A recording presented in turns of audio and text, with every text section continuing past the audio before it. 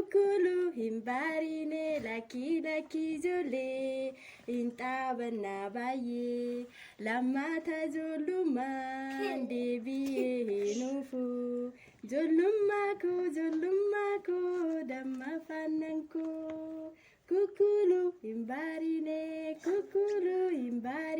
laki laki jole intabana male lamata joluma debiye nufu joluma ko damma fananko. Bravo.